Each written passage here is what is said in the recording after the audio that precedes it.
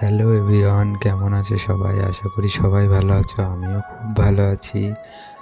তো দেখো কত সুন্দর, এটা হলো গদখালির এপার থেকে এবার ওপারে যাব গো সবাই। তো সবাই নৌকাতে বসে পড়েছে, কিন্তু আমাদের নৌকাটা এখনো এসে পারিনি। তো তার জন্য আমি দাঁড়িয়ে আছি এপারে। নদীটা পুরো ভরে আছে, প্রচুর গরম, সবাই মাথায় ছাতা নিয়ে আছে। খুব সুন্দর লাগছে। যখন দেশে আসি না, মনটা পুরো ভরে যায়। তো তারপর টোটোয় করে চলে যাচ্ছি আমাদের এখানে রাঙাবেলিয়ার পার। তো সেখানে যেতে হবে, তারপর ওখান থেকে আবার নৌকা আছে, তোমাদের দেখাবো। মাঠগুলো দেখো কত সুন্দর, সবুজ ভরা। আমি টোটোতে বসে একটুখানি ঢং করছিলাম।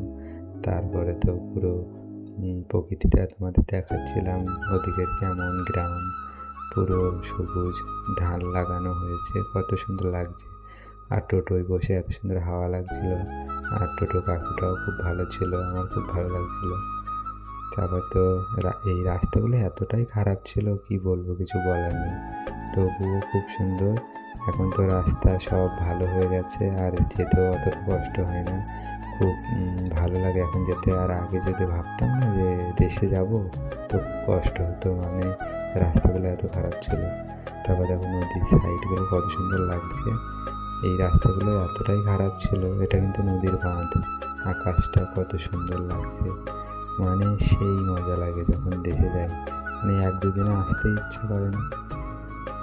দেখো রাস্তাগুলো, সোনাঝুরি গাছ, বাবলা গাছ, আমাদের এদিকে তো দেখাই যায় না, বীরভূমের দিকে। তো এদিকে দেখো কত সুন্দর বাবলা গাছগুলো দেখা যায়। নদীর দুই সাইড দিয়ে সোনাঝুরি গাছ, বাবলা গাছ, সব কিছু আছে। আর রাস্তাঘাটগুলো এত সুন্দর লাগে না, মানে ওখানে অনেকে ভিডিও শুটিং অনেক কিছু করতে আসে।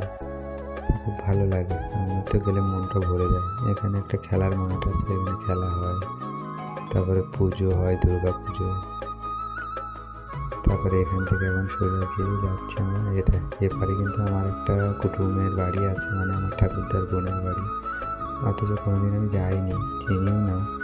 তো রাঙাবেলিয়া, তারপরে এটা হলো বলো তো কোন ঘাট? এটা হলো রাঙাবেলিয়ার ঘাট।